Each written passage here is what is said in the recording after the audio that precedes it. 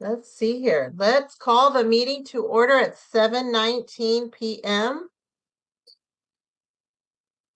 And Erica, can we take roll call, please? Yes, ma'am. Trish is here. Bill Stewart. Here. Julie Chetney. Here. Pretty Subramaniam. I saw you. I saw her. I see you, Pretty. There Kelly, she is. Kelly Privet.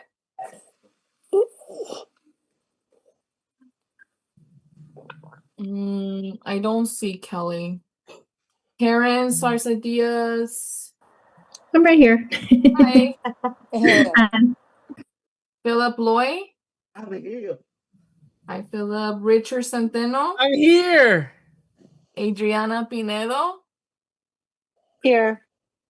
And Tina Wright. Here. Okay, you have a quorum. Great. Thank you, everybody. Good evening. Thank you for your patience. We took a little bit longer in our last meeting. We had to take a little break there, stretch our legs so that we can get started this evening. So let's go ahead and review the agenda. Has everybody had an opportunity to look it over?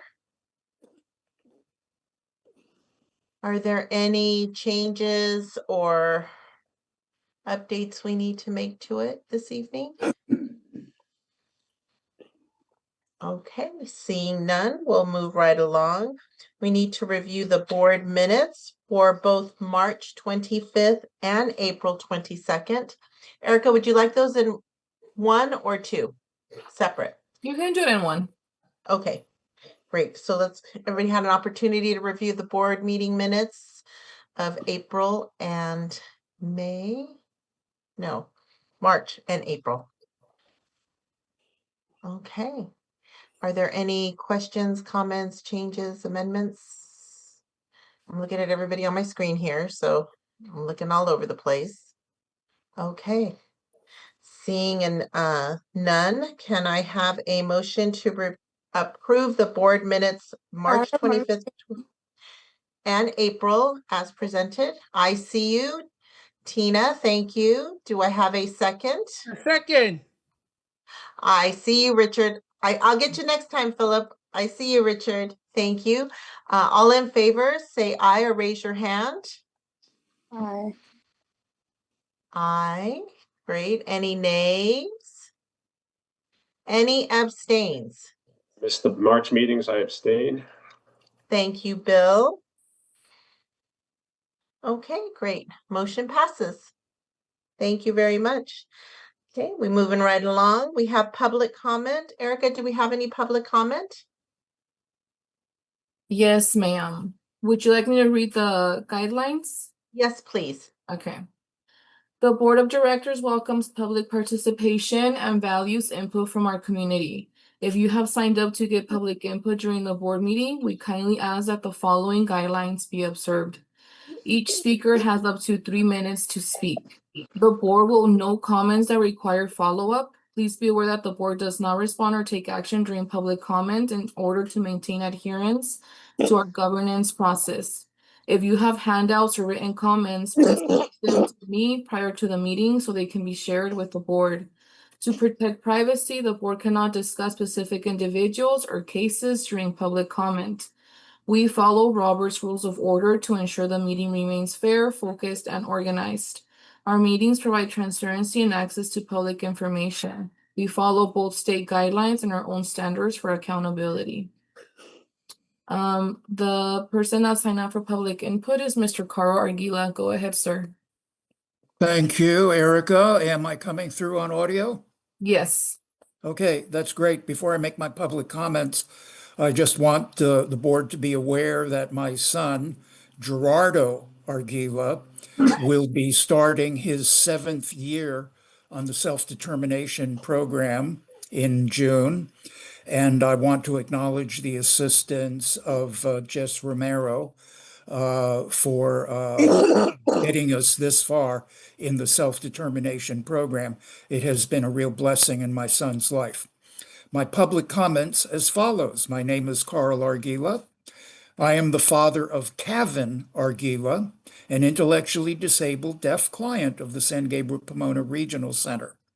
And as you know, tonight's board meeting, including my comments, is being recorded under the provisions of the Bagley-Keene Act and will be posted for public review on my blog at www.sgprc.net.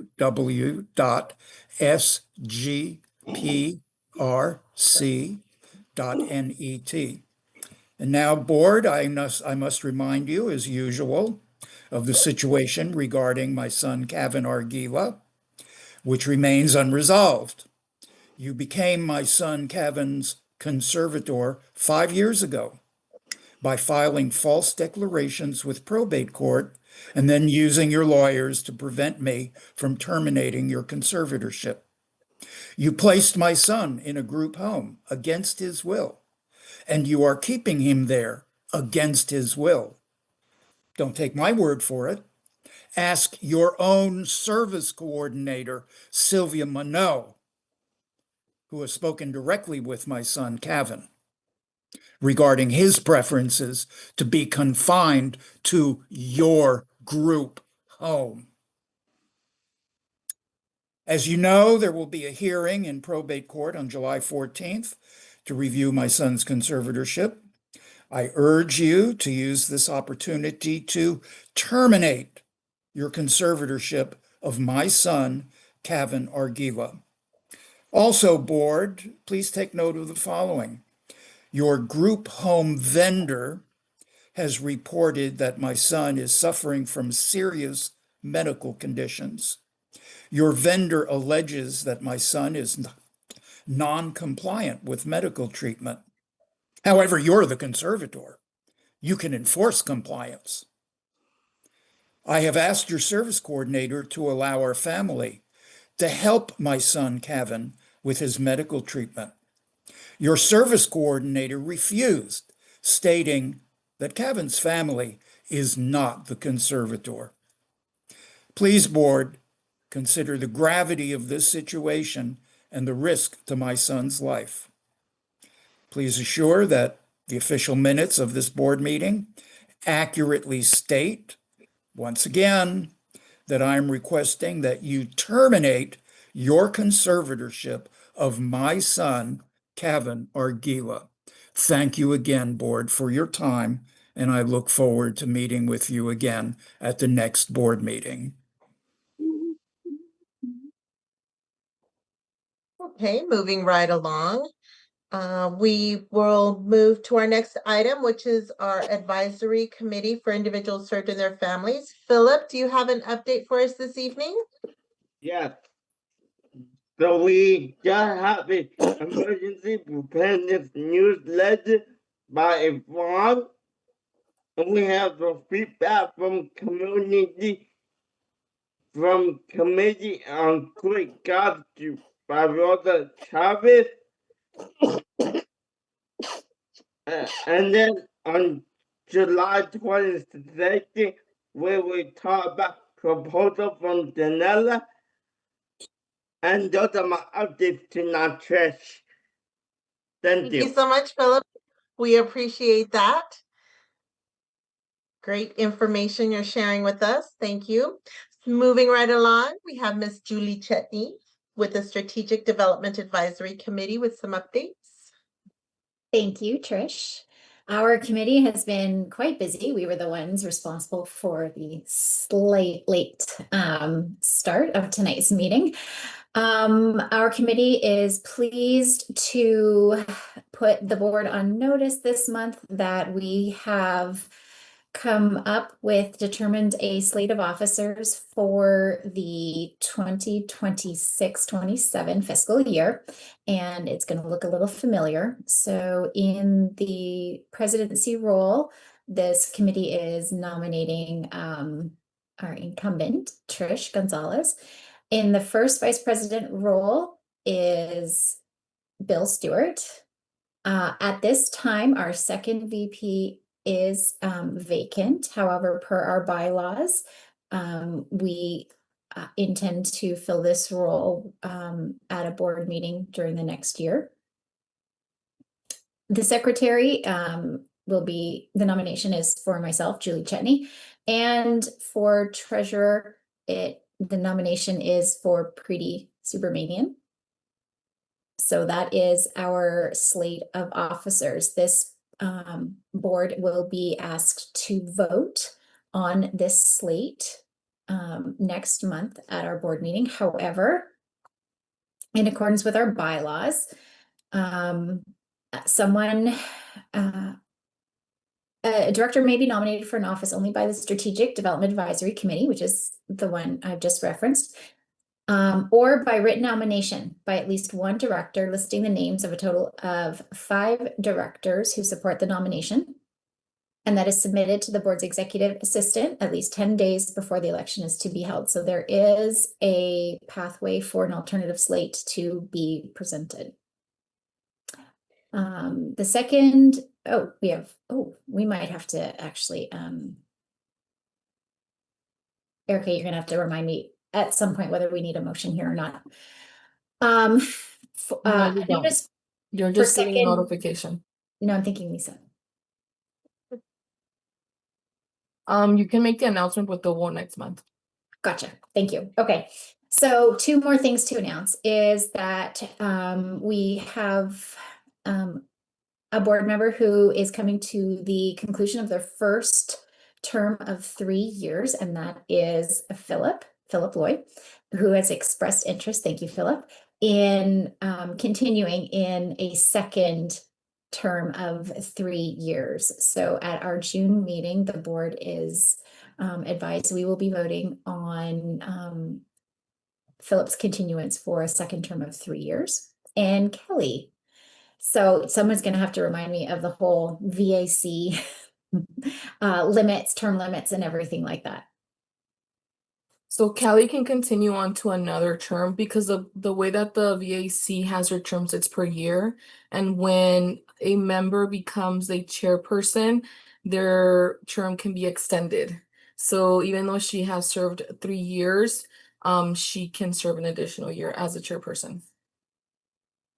Thank you. Better than I could have ever hoped to have understood and relayed. So thank you. So the board is advised that we will be also voting on that.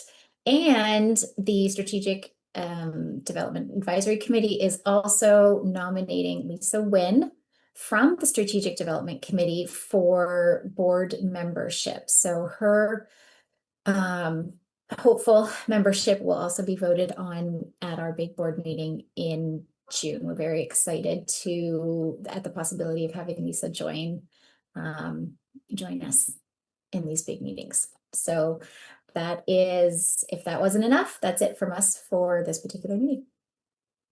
You sure you don't want to add anything else in there, Julie?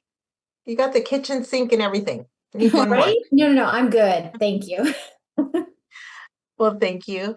I don't see Kelly, but is there anyone here from the vendor advisory committee that is going to be providing an update? I don't see anybody. And Erica, am I missing anybody? Jesse? No. Not this Okay. evening. I was going to give a quick report on behalf of the Vendor Advisory Committee, on behalf of Kelly Privet. One of the areas we've been tracking are the timeliness of authorizations, and I want to give a shout out to Dara and the fiscal team.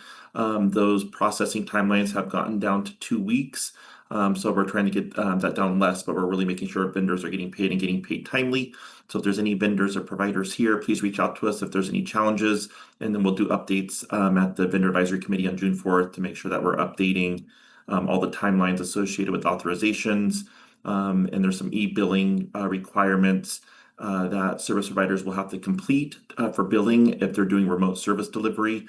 And so we'll be continuing to roll that information out to make sure there's no hiccups in that process as well. But encouraging everybody to join us for the next Vendor Advisory Committee. Awesome. Thank you, Jesse. Okay, moving right along. Community Relations and Legislative Advisory Committee. It would typically be me, but unfortunately, I had an appointment I missed last month. So Adriana is going to provide an update for us this evening. Miss Adriana? Thank you, Trish. Yes, our committee met on May 13th. one day shy of the much anticipated May revise. So the governor shared the May revise on the 14th, and we'll be able to share more details with the group after our July 8th meeting. But it is my understanding that no cuts were proposed for us in our services. So that's something that I'm very happy about. I'm sure we are very happy about, but we'll have more details to share after we meet on July 8th. We welcomed Christy Owens to the group. She's new to the regional center and to our committee, very acquainted with policy in the St. Gabriel Pomona region. So happy to welcome her to our committee. We also spent some time sharing our new drowning prevention campaign. I hope everyone here is already familiar with Ollie the Seal. If not, please go follow us on social media. I'm sure Yvonne and her team is here. Maybe we can drop that in the chat. Please follow us. Gaining traction there. And Ollie will be doing some community events also coming up. We'll be joining, I believe, the city of Pomona also in some of their tabling events. So get ready to see some more orange capes out and about and to wear yours too. Also, on September 14th, the Richard D. Davis Foundation is going to be hosting its golf scramble. Please let us know if you need more information, if you'd like to host, if you'd like to be out there. And lastly, Tim Travis is going to be hosting the having another session for the Advocacy Connection series, and that'll be happening tomorrow, May 28th, and it'll be on home and community-based services final rule. And more information will be shared tomorrow. And those were our updates. Thank you. Thank you, Adrienne. I appreciate that. Appreciate you stepping in last month for me.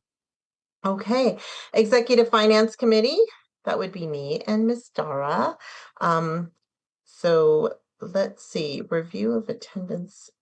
Okay, financial report. Okay, so on the review of attendance, we have been looking at some of the attendances. We have certain policies and processes that we have to follow. So we've been looking at some of our committees where maybe members have missed 4 or more meetings, and our rules and regs said we have to go look. So we may be reaching out to some individuals to ensure that they still want to continue to be a part of this incredible organization. And also, see if where the hurdles are happening. So that's more information that we will be following up on. And with that, I'm also now going to turn it over to Dara, who's going to go over the financial report, which was approved at the Executive Finance Committee meeting. I can't remember the date. I'm drawing a blank. But Dara will fill it in. Good evening. Let me share my screen. Oops, 1 second. I think I'm sharing the wrong screen. 1 second.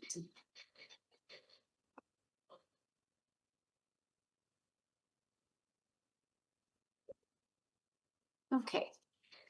Good evening. Can everyone see my screen? Okay. Okay, so I'm assuming, yes. Okay, perfect. Okay. Yeah. Good evening, President Gonzalez, members of the board, regional center staff, DDS, and members of the community.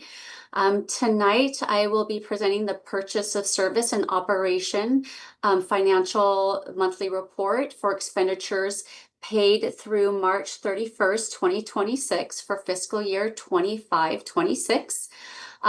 We have a total budget in terms of purchase of service and operations of over 649 million. In our operations, the allocation was over 57 million. Year-to-date expenditures are over 38 million with a balance of about 18 million. And in terms of the community placement plan, the resource development and DC closure, foster grandparents and senior companion and family resource center, we were allocated over 3 million for those 3 projects, which we anticipate utilizing all of those funds.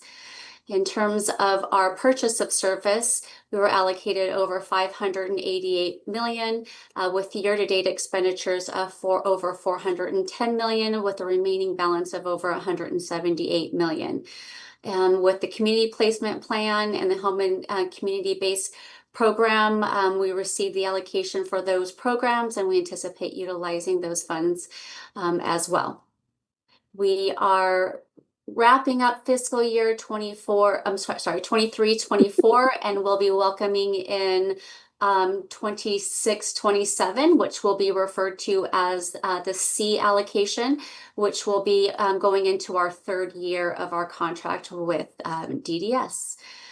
Breaking down the operations and purchase of service, it will show here and in graph form where the majority of those funds are being utilized. In terms of operations, you can see here that's 81% of that is in salaries and fringe benefits and operating costs, and the other 3 programs that I had mentioned earlier. And then in terms of purchase of service, the breakdown is here as well, which you can see here about 34% is out of homes. Other services are about 33%, respite, transportation, and day programs. Does anyone have any questions regarding the fiscal report? Okay, thank you. Thank you. Moving right along. And as a reminder, that was that report was approved at the Executive Finance Committee.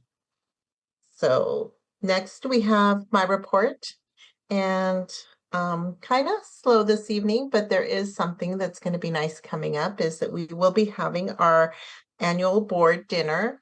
And so that is on June 10th, and an invitation has gone out. I believe Erica has sent out an email. And so it is a wonderful annual event that we get an opportunity to see each other in person and spend some time and with staff as well. So I hope all of you can attend, and that is June 10th. And like I said, an invitation has been emailed out. And if you could just let Erica know, RSVP, that would be really great. Yes, she already called me. Oh, good. I'm so glad, Tina. Okay, moving right along. We have our executive director's updates. Jesse, what have you got for us? Thank you. Good evening, President Trish. Hi, everybody. Hi. Let me share my screen. Happy post-birthday, Tina. Thank you, Jesse. Let's see here. Let's see if this is... It looks like it's delayed, but I think it's coming. Here we go. Everybody can see the report. There we go. All right, I'm going to get us going on the board report this evening. I always like to anchor us with our mission, why we're all here in here. So I always like to keep this at the forefront of the heart that we do for our mission. Often we'll rotate between our vision and our values as well. So that way our work we have done isn't just collecting digital dust. We want to keep it alive at the forefront of everything we do every single day, including this meeting. So always remembering to collaborate, advocate, and support individuals with developmental disabilities and their families, ensuring that every person enjoys a life of meaningful opportunities and inclusion. Lots of events happening, and a lot of them land tomorrow. May 28th seems to be a busy day at the Regional Center. So just to highlight for our service providers, our Community Service Quality Assurance Department does ongoing technical assistance trainings for service providers. There was already an in-person training on choking and choking risk and risk mitigation in person. This is a virtual training that's occurring tomorrow. We're continuing to promote our Aging Caregiver Workshop series that will be occurring tomorrow at our Pomona office. We also are continuing our American Sign Language classes for beginners. And this is specific for SGPRC individuals served and their families. So on the links, Erica, did I send you my presentation already? The links should be on the PowerPoint for everybody to click and register directly to make it easy. Yes. Okay, perfect. Advocacy Connection, this is done in-house by our staff under Yvonne, who's coordinating all the different opportunities to engage individuals. And Adriana highlighted Tim Travis's presentation happening tomorrow evening on home and community-based services. It sounds like a legal jargon term, and so we're really trying to do our best to get that to be meaningful to people, and really it translates to everybody knowing their rights and what to expect. So we're looking forward to that. And then in June, to mark your calendars. We have a public meeting that we're required to do in statute. Whenever we are out of compliance with certain caseload ratios, we have to present our data and get feedback from the community as well. So if there's any ideas from anybody, be thinking about kind of what your suggestions would be for us to address our staffing ratios. Special announcement for our service provider community. There is a webinar happening from the Department of Developmental Services. They're really trying to get interested service providers who want to create internship programs for individuals we serve to get more capacity for internship and employment. It's a big focus for the state. And so in the PowerPoint here, you can see the different topics that will be covered and really trying to do our part to get more information out so people can make informed decisions, because it would be ideal to have more capacity, more pathways for individuals who want to get internship and experience, and also increasing employment opportunities. And that'll be happening on June 1st. May revision, Adriana highlighted that too. We got good news for our system. We were all in suspense in January when the highlights came out. We knew it was going to be some rough periods ahead. There were some systems that did get some cuts. I just froze. Let's see. Am I back? I'm back. I saw myself freeze. There were some departments that had hits. There were cuts that occurred. There is a deficit at the state. But we did very well for developmental services, and there are no proposed budget reductions. It's an amazing thing. It means our advocacy is working. It means our connections and our relationships with our senators and assembly members are working, and people know the importance of our system. And I believe firmly that is why we're not dealing with significant crisis right now about service delivery. For those that have been in the system quite some time, know the cycle of our system and know how hard it has been when there's been fiscal crises, specifically the 2009 year, where it was really challenging, where stuff had to be capped. And so we're doing a lot of work there. So really good news in that regard. And in fact, you're going to see that the overall budget for all regional centers went higher in May than it did in January. So we got a little increase to operations in there. That means we're going to be able to continue staffing the regional center the way that we need to. And the system is anticipating an additional 40,000 people. I rounded up a little bit there, but around 39,700 to continue to be supported between the 21 centers. So we'll keep growing in those areas. A very important piece of information that I want our board and community to be informed about. One of the reasons why our budget is looking successful is because of work that regional centers are doing to capture federal dollars. What does that mean? That means that regional centers are doing a lot of cleanup on their data, and they are inputting social security numbers and required information in the system that is capturing and generating really good federal matching dollars. And to share the impact here, because regional centers have been so proactive in these efforts at the guidance of the department, the system has recuperated over $150 million for our system. So the data elements are super important, and we want to highlight this, that this is going to be critical to do cleanup on an ongoing basis for regional centers to make sure we have good data and good social security numbers coming in. There's also money set aside or designated in the proposal to help support staffing positions for the new grievance process. A new grievance process, you might know the term 4731. If there's an individual violation of rights, there is a new proposal that meets all of the final rule requirements at a federal level. And so there's work being done there, and that was supposed to go into effect July, but that is being pushed back into 2027. There is money set aside, 11.4 million for positions and support to help develop a new clinical tool. If anybody's heard of the term CEDAR, Client Development Evaluation Report, it's a very famous regional center tool that's used for clinical and diagnosis purposes. It's been around since 1979. And this is a revamp to modernize that tool to make sure that we're looking at diagnosis and the impact of diagnoses in a very clinical way. So there's work being done there to support a consistent eligibility process for individuals. There was money set aside, speaking of Irwindale, our grand opening, money set aside at the state level to help support regional centers in securing more rent to help with expansion. Regional centers are outgrowing their space and not able to have staff meetings together because we're getting so big. And so there is a recognition of the importance of secondary or satellite offices to support the growing communities, as you can see happening. Also, money set aside to update Porterville. They have some fire, sprinkler, plumbing issues going on there that they need to get updated and modernized. And then just to recap some different changes happening to proposed changes to laws. We'll dig deeper into this in July when we get the actual trailer building, which to come forward. All of that, what's next? We landed in a very good spot. I'm very pleased with where we landed. And per California law and our Constitution, we have to make sure that the any proposals in the hearings that occur get to the governor to be balanced by June 15th. And we got to make sure that everything is signed, ready to go before the new fiscal year by July 1.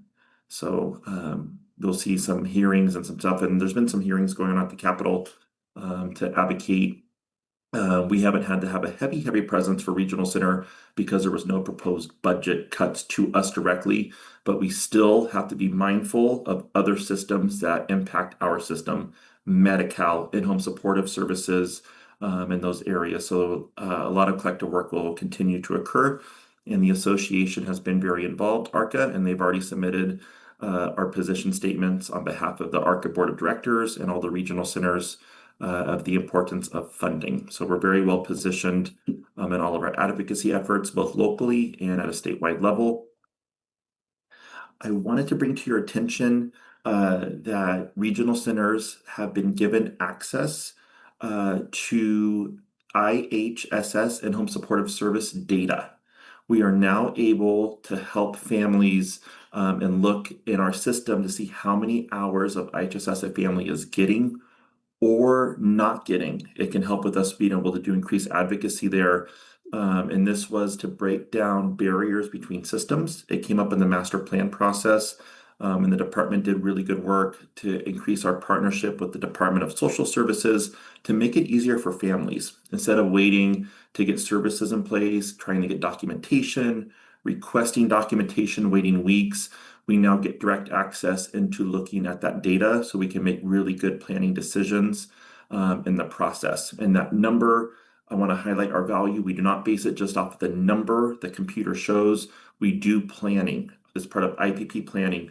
That number is just part of the process to look to see how those hours are being utilized so we can make sure that we're getting all the supports in place. But I want to put this onto your radar, and there's more messaging going out to the community around what this means and how this can help them in there as well. So I just want to put this onto everybody's radar.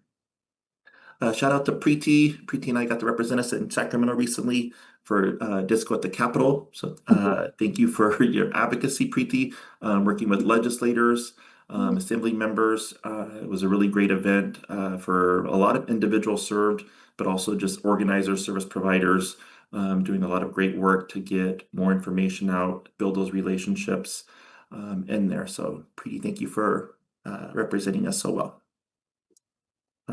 We had the opportunity, you'll recognize some of our committee board members here.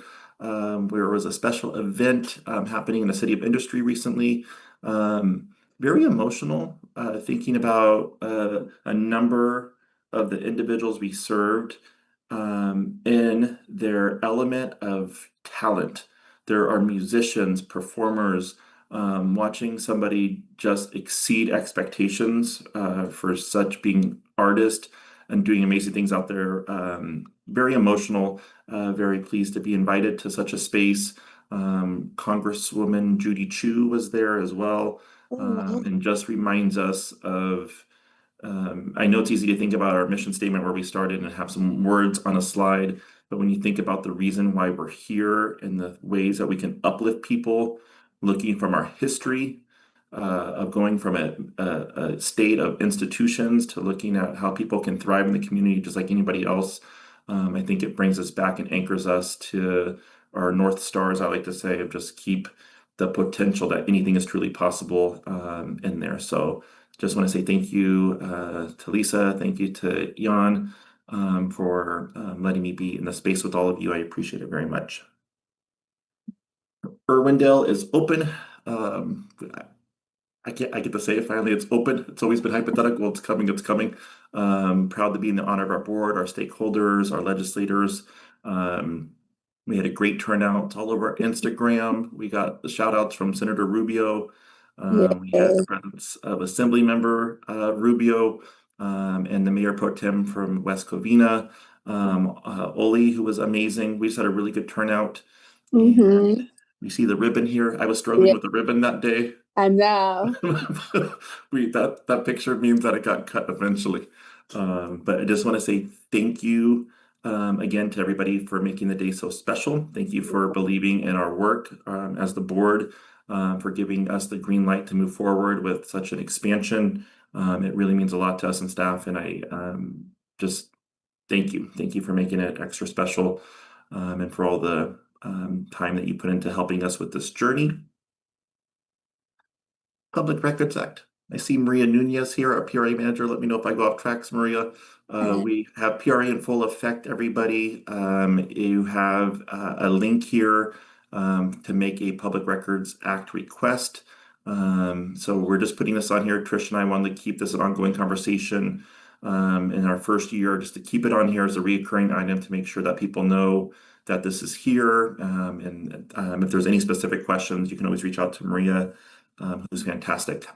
So thank you for all the work being done there to support our Public Records Act, to make sure we're in compliance as a regional center. We also like to do quarterly spotlights from our website.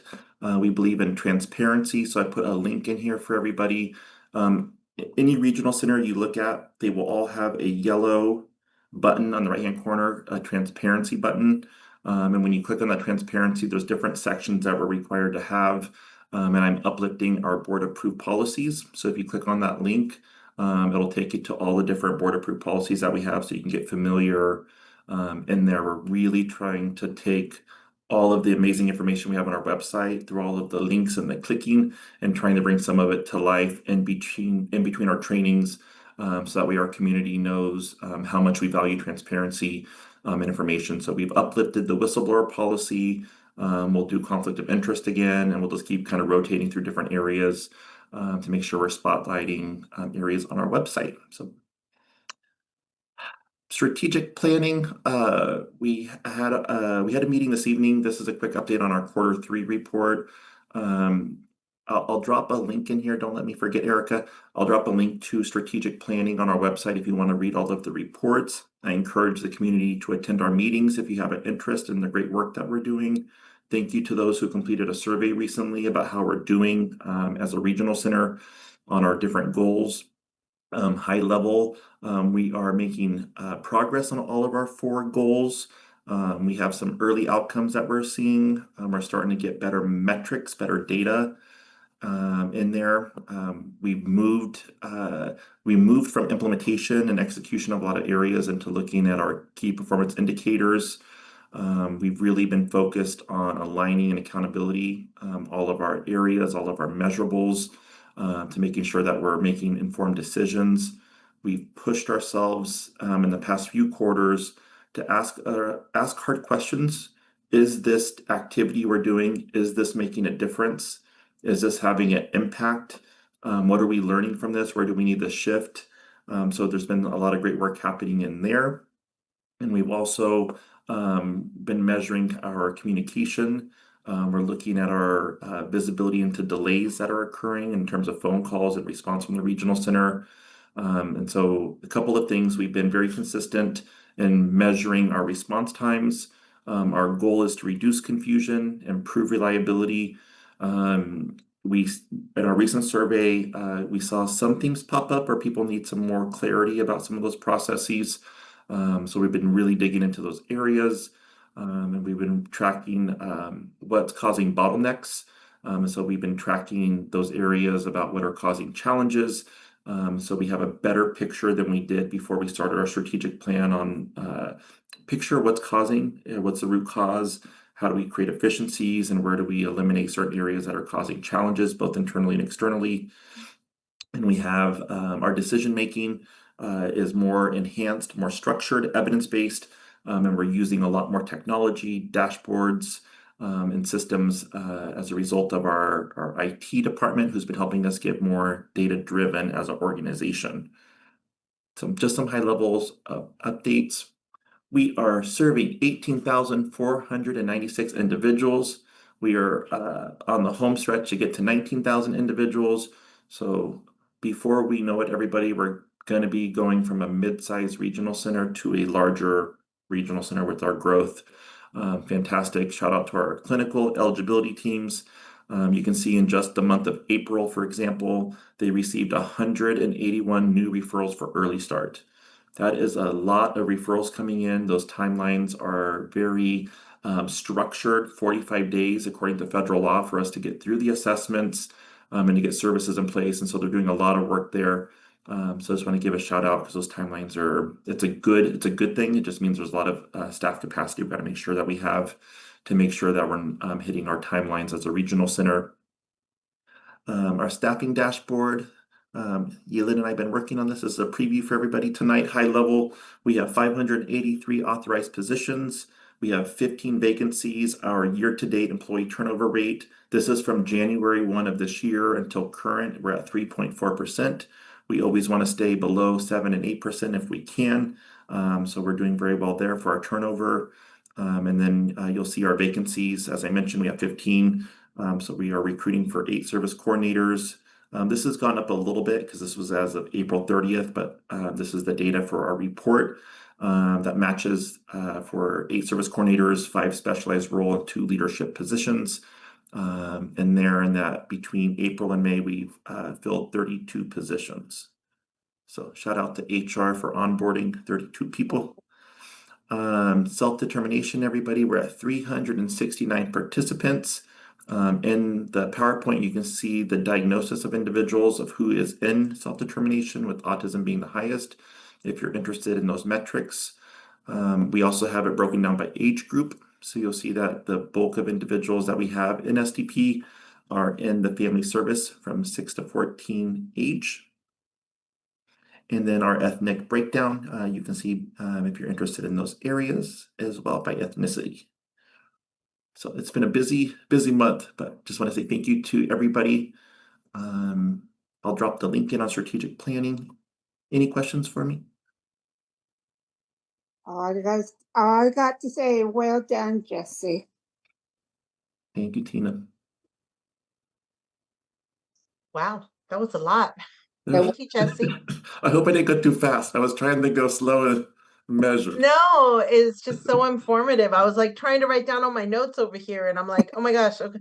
But one thing I do love that I just want to really acknowledge is I love that with the strategic plan that you're not just capturing the data, but you're actually really looking at it and really looking at solutions and working with the team to see how we can elevate it, how we can make it better. And I think that's just so critical. So thank you so much for that. Really, really appreciate it. Right, Tina? I hear Right. you. Okay, moving right along. Oh, we have a special presentation this evening by Sal Gonzalez. Thank you for hanging out with us, Sal. Nice to see you again. Yes, Sal. Thank you, everybody. Good evening, everybody. Good evening. Amazing information throughout the night. But do want to share with you and just a little background as last month's information. I had the pleasure of kind of showing you the performance contract. And what I indicated is that we were going to have that available on our website for our community to be able to access that and share some activities that they might want to implement into this performance contract. So we had that up for 30 days, which that was effective as yesterday. Other types of things that we did to recruit more community members to participate. We sent this to all our equity partners. We also sent this to some parent support groups, as well as to our internal team. So that's what you're going to be seeing today, the performance contract. And I'm going to go quickly through it just because of the fact that you all have access to this, and this will be posted on our website as well. So let me just share my screen.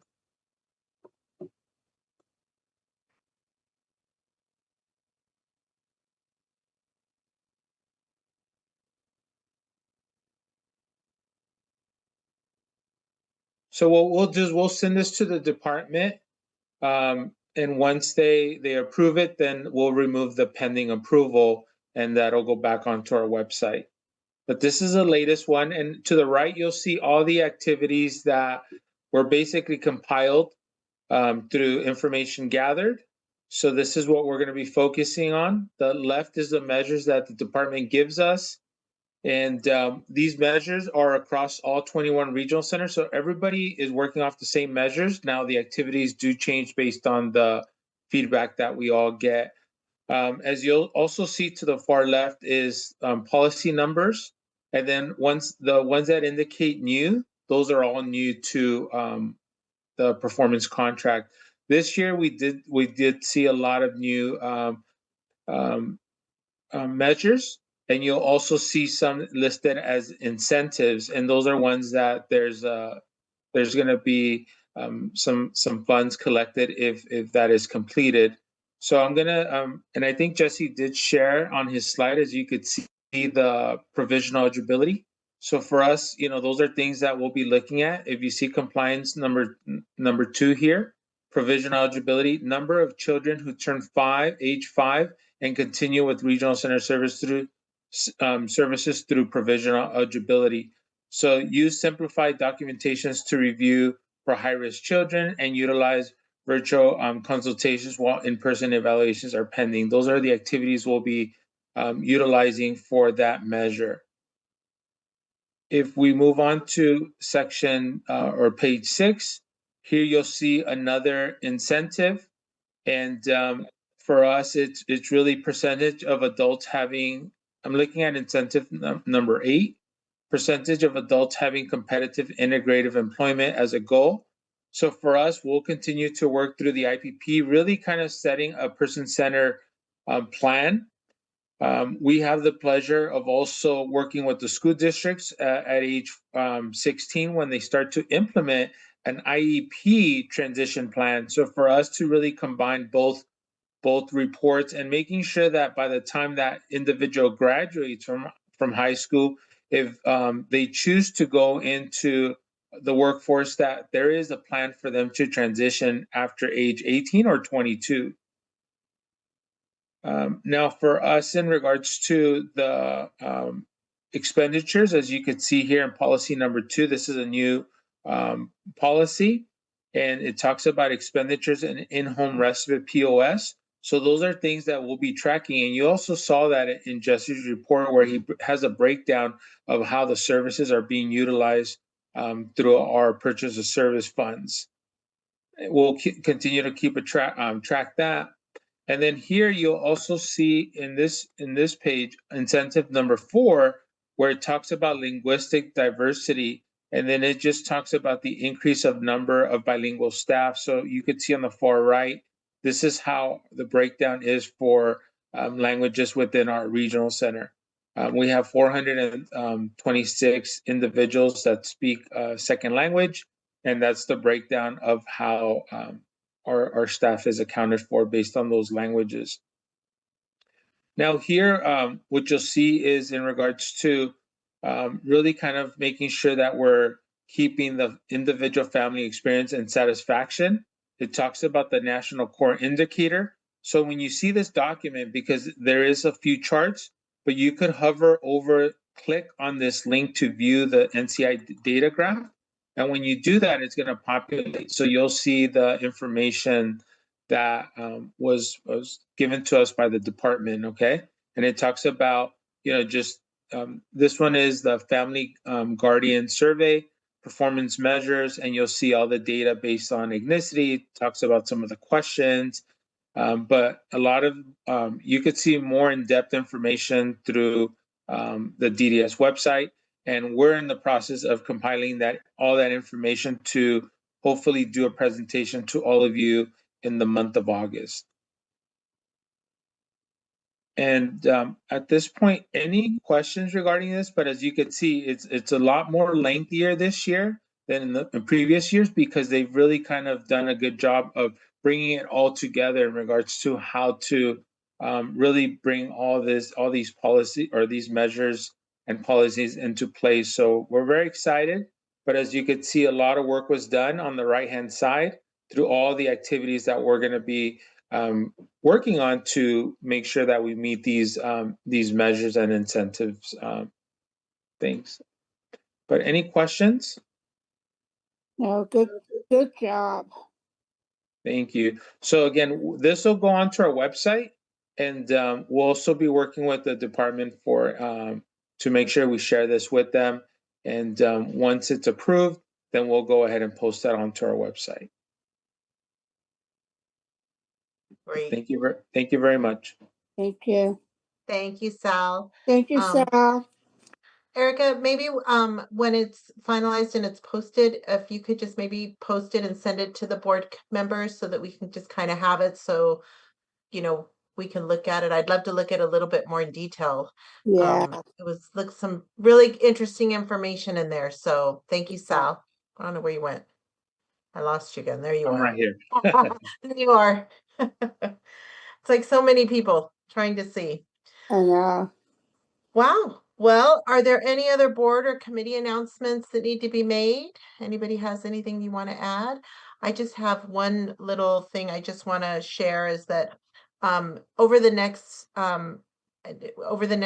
past year, since we implemented the PRA, Jesse and I and staff have been looking at some of our policies and some of the processes.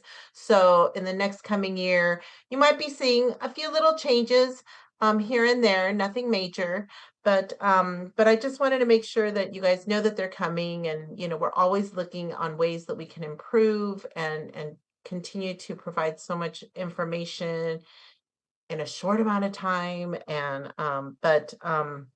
updating and keeping on our toes is necessary. And so you will be seeing some little changes coming. One of the things I think you guys have noticed is our opening statement that we have. And so we're getting with the times, I'd like to say. We're moving on up in the world here. So so just some little things like that you might be seeing. So don't be alarmed or concerned. It's just we're just trying to improve our processes. So with that, I don't think we have any other community announcements or anything else anybody needs to add here. Tina, no? I see in the board package about the food stamps. The what stamps? The food stamp cards. There's I was reading over the package, and the food stamp card, the BTT card that we get. The EBT card? Yeah. Is there going to be any cut back on it? Not that I know of yet, Tina, but we're tracking it. I'll probably have a little bit more information in July about where the other systems are landing in certain areas, but I'll get more information for us. Yeah, because I saw that in the packet. I was reading over it. Thanks, Tina. Jesse will keep us informed. Jesse always has all the information. Bill, did you have something I saw earlier? No? No? Oh, okay. I thought I saw you move up over there. Okay, well, everybody, it is now 8:13, so we are a little bit ahead of schedule, and we do not have an executive session. So with that, I'm going to wish everybody a wonderful evening. Thank you for your participation, and we will see you again next month, or we may see you at one of our other